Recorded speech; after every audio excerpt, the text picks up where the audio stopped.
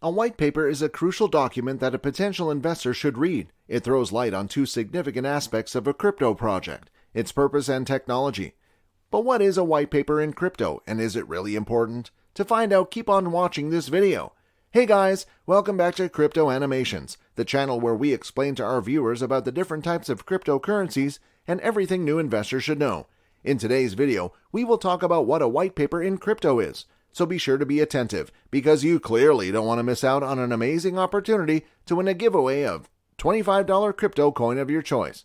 Also, if you are new to the channel, be sure to subscribe to the channel and turn on post notifications by hitting the bell so you never miss any of our uploads. Now, with the intro out of the way, let's get into our topic for today.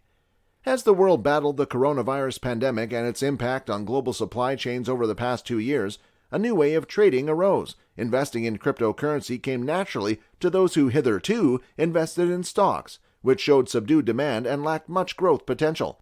Though extremely volatile and unpredictable, the crypto market touched new peaks, creating wealth for early movers. Although they have gained traction, many cryptocurrencies still face trust issues, and they may need some time to make people believe in their worthiness. Still, more than 12,000 crypto coins are in circulation, including the leaders Bitcoin, Ethereum, and Tether, and the meme-based Dogecoin.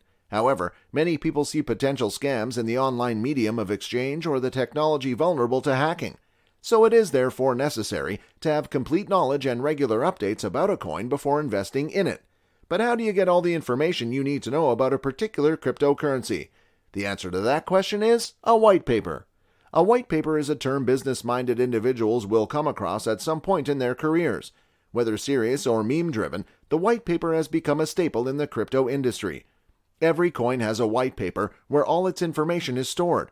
A white paper throws light on two major aspects of a crypto project: its purpose and the technology behind it. It contains historical performance and other data about cryptocurrency. A white paper also helps a coin differentiate itself from others. Even retail investors have grown accustomed to reviewing white papers before investing in a crypto project. For many crypto projects today, the white paper is considered by many to be the essential part of the launch. The paper is the only fundamental requirement, even before launching a website. Apart from information, a white paper gives a crypto project legitimacy and a professional outlook.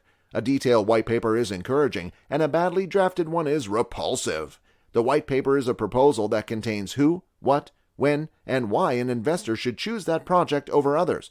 One of the most lucid white papers remains that of Bitcoin. The paper was published in 2008 by Satoshi Nakamoto, a pseudonymous person or persons credited to have developed Bitcoin. He outlined the vision behind creating Bitcoin, the oldest cryptocurrency launched in January 2009. White papers have been around for circa 100 years and are the brainchild of the British government. These papers inform the public about critical decisions made by certain government agencies. Today, the white paper is a marketing tool that's used to persuade and influence decision makers. So why is it called a white paper? It's a British government designation. The color white indicates that the document is available for public access. Since then, this traditionally scientific paper has ventured out into the public domain. Once the paper entered the foray of commercial usage, its purpose was to be read by any potential customer. These papers are neither flashy presentations, nor are they too many sales. Instead, the white paper is presented as a serious document akin to a scientific paper. So what is the purpose of a white paper? The original purpose of the paper was to educate. Today, these papers inform people about the project's products and services. Because white papers are usually published on websites, they're considered a form of inbound marketing. In business-to-business marketing, white papers are used for various purposes. Businesses use white papers to achieve several goals, such as promoting thought leadership and growing an email list. White papers are also used to establish brand legitimacy and convert prospective customers. Government authorities still produce these documents. Still, the white paper enjoys a wide range of use cases throughout the public and private domains. But what should a white paper include? According to Writing White Papers, author Michael Stelzner, the white paper should start with a problem or challenge that the reader is experiencing. Doing so is the easiest way to grab the target audience's attention and hit their pain points. Once they're reading further, the aim is to present statistics, diagrams, and facts to drive home the paper's main points. Finally, the paper presents the solution, which is the service or product offered by the project team. If the author has produced quality work, then the answer will tie in nicely with the problem. Once the solution has been presented convincingly, the next step is to showcase the team. This section should persuade the reader, without resorting to salesy language, that the team can deliver on the project's promises or the solution. The team section may include real photos, short biographies, and LinkedIn and Twitter profiles links. Sometimes the team consists of NFTs as their profile photos, although this might not be the best way to gain trust. These trust signals invite the reader to explore further, while at the same time showing them that the team has nothing to hide. In addition to the above, the paper may present information regarding token releases and marketplace considerations. This should include details about crypto tokens, such as their value, the number of tokens to be in circulation, and the platform they are to be issued. Another crucial element to include is how you plan to allow investors to redeem their tokens, and information on what will happen if your fundraising method, such as initial coin offering or the ICO, falls short of its financial goals investor refund process. The terms and conditions, or a link to your website where they may discover them, should also be included in this part. Finally, the paper may conclude with a roadmap. The roadmap is usually broken down into quarterly goals. These goals help readers tie together what they read earlier in the paper, precisely the problems that will be addressed, and the solutions the project will provide.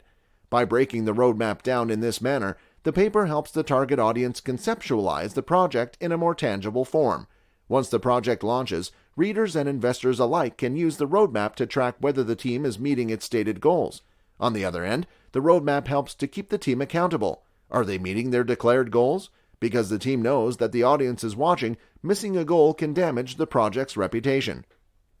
You might be thinking, can the traditional form white paper be used for all crypto asset offerings?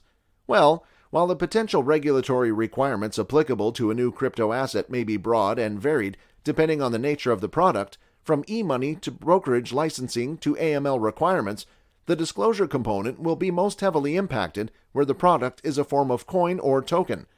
The rise in initial coin offerings within traditional regulatory frameworks have left issuers and their counsel with one key precursory question to any ICO. Is this coin a regulated financial instrument or an unregulated product? While more clear-cut in some jurisdictions than others, the answer dictates the approach to be taken to the offering document.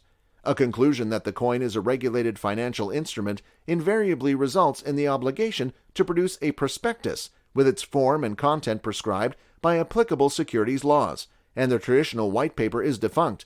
However, if the conclusion is that there is no regulated financial instrument, the white paper remains the document of choice. While white papers remain the predominant disclosure form for unregulated offerings, in response perhaps to increased regulatory scrutiny, high-profile enforcement actions by securities regulators, and institutional players' growth, there has been a palpable but not universal shift in approach. Components common to securities offerings, such as selling restrictions, security-style legends, and robust risk factors, have appeared. Well, guys, that's all we have for you today. What are your thoughts on a white paper in crypto? Let us know in the comments section down below. If you guys like this video, then be sure to give this video a big thumbs up. Also, if you don't want to miss out on any new future videos, then be sure to click on the subscribe button and turn on the notification under this video so that you're notified the next time we upload a video on the latest cryptocurrency news. Thanks for watching. We hope you have a great day today, and as always, we'll see you in the next video.